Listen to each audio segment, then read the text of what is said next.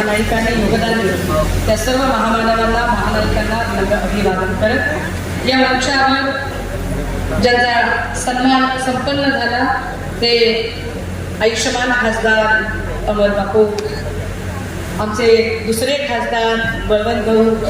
मला आनंद आहे की या दोनही खासदारांच्यासाठी विजयाची सुनिश्चिती करणाऱ्या प्रचार सभा मला घेता आल्या आणि या मतदारसंघांमधील मला घेता आलं. ज्यांनी अत्यंत सद्भावनेने आणि अत्यंत स्पिरिच्युअल वातावरणामध्ये माझ्यासाठी मंगलकामना व्यक्त केल्या त्या आयुष्यमती, यशोमतीताई आणि जे अजून एक खासदार जे शिवसेनेची मशाल तेवत राहावी यासाठी संपर्क नेत्याच्या भूमिकेत आहे असे खासदार अरविंदभाई सावंत.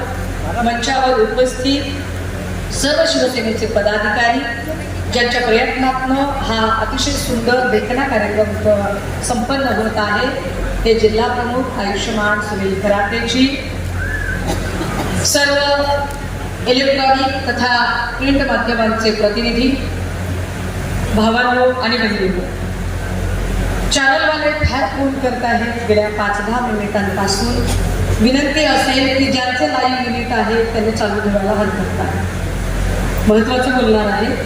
खरं तर काहीतरी वेगळं बोलणारे आले होते, परंतु 5-10 मिनिटापूर्वीचं एकदम वातावरण चेंज झालं आणि त्यामुळे हे बोलणं भाग आहे, बोललं पाहिजे. मगाचपासून खूप स्त्रियांबद्दल बोललं गेलं. स्त्री ही क्षणाची पत्नी असते आणि सकाळची माता असते. स्त्रीला आदला मानणे नामतपणाचे लक्षण आहे. स्त्री ही जिच्या हाती पाळण्याची दोरी ती जगाचा उद्धार करेल. जिसके हात में पालने के डोर है पुढे जग की आशा उसकी ओर है. एक स्त्री शिकली ती अख्खं घर शिकतो. शिकलेली आई घर पुढे जाईल. हर कामयाब मर्द के पीछे एक औरत का हात होता है. Blah blah blah blah blah blah blah. खूप काय होतं माहितीये का, हे सगळं चांगलं चांगलं ऐकलं ना की आपल्याला वाटते हमने शायद बहुत बड़े पुण्य किया है जो हम स्त्री के जन्म से आए हैं. आज स्त्रियांचा सन्मान आहे आणि स्त्रियांच्या सन्मानाच्या साठीचा हा उपक्रम आहे माय माऊली.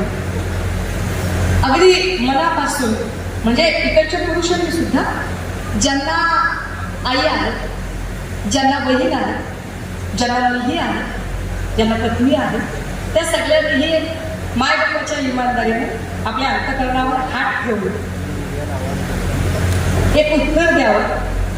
तुम्हाला असं वाटतं का तुमच्या आईने, तुमच्या बहिणीने, तुमच्या पत्नीने, तुमच्या मुलीने हातात ज्या काही बांगड्या घातल्या त्या कमकुवतपणाचं प्रतीक आहे?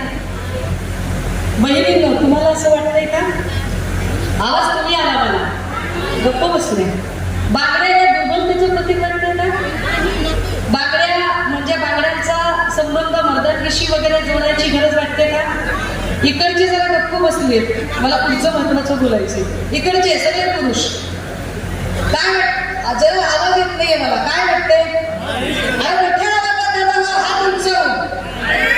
इकडचे मधल्या मधले बांगड्या मा जिजाऊंनीही घातल्या होत्या, बांगड्या मा सावित्रींनी घातल्या होत्या, बांगड्या मा रमाईंनी घातल्या होत्या. बांगड्या या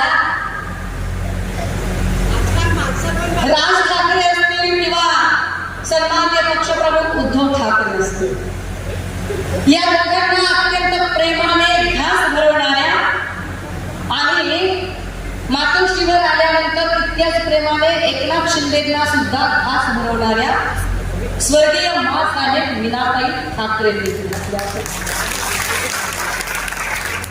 आज मनसेच्या लोकांनी सन्माननीय पक्षप्रमुख ज्या कार्यक्रमाला पोहोचले त्या कार्यक्रमाच्या हॉलच्या बाहेर बांगड्या वगैरे आणण्याचा बालिशपणा केला.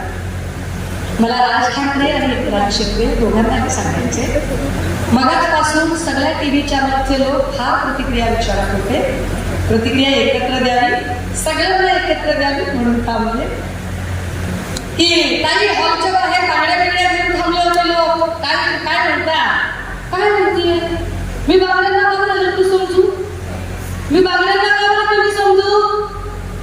कारण ज्या राज ठाकरेच्या आणि एकनाथ शिंदेच्या लोकांनी किती बांगड्या आणल्या त्यांना विसर पडला का की तुमच्या दोघांचा देह बसवणाऱ्या तुमच्या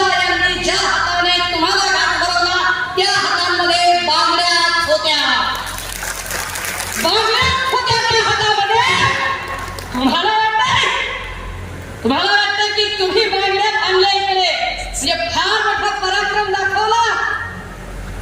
अरे दादा हो, कुणाला नाट्य शिकवताय? अख्ख्या मराठवाड्याच्या राज ठाकरेंना फिरायला लोकांनी जागा ठेवली नाही. जा तिथे नाट्यबंदी केली, तुम्हाला तुमचा दौरा गुंडाळावा लागला. ज्या एकनाथ शिंदेना एकीकडे तुम्ही बहीण माझी लाडकी म्हणता ना, आणि बहिणीच्या हातातल्या बांगड्यांना कमी समजता. म्हणजे तुमचं प्रेम वेगळी आहे, म्हणजे तुम्ही बहिणींचा सन्मान करत नाही. आणि तुम्ही बांगड्या बिंगड्यांचा हॉलच्या बाहेर नाटक करता. आणि तुम्हाला असं वाटतं की असं नाटक केल्यावर आम्ही फार विचलित होऊ किंवा आम्हाला अजिबात नाही. स्त्री शक्तीचा सन्मान म्हणजे बांगडी आहे, फार महत्वाची आहे ती. इथल्या तमाम स्त्रियांनी, ज्या मनगटांनी हा संसाराचा गाडाही ओढला, इथल्या तमाम स्त्रियांनी आपल्या पुरुषांच्या सोबत, भावासोबत, बापासोबत, आपल्या जोडीदारासोबत अख्खं घर चालवण्यासाठी प्रयत्न केले. त्यांच्या हातातली बांगडी ही कमालीची सन्माननीयच आहे, फार सन्माननीय आहे. पण मुद्दा असा आहे की ज्यांनी हे नाटक केलं हॉलच्या बाहेर, त्या सगळ्यांना मला प्रश्न पडतो कधी कधी, मग मराठवाड्यात काय झालं होतं तुम्हाला? विदर्भात काय झालं होतं? ठाण्यात बरं आठवलं. ठाण्यात तुम्ही तुमच्या कंट्रोल सिच्युएशन मध्ये, जिथे एकनाथ शिंदेची तुम्हाला मदत मिळू शकते, म्हणजे एक उपकंत्राटदार फ्रस्ट्रेट होतो आणि मुख्य कंत्राटदाराकडे तक्रार करतो.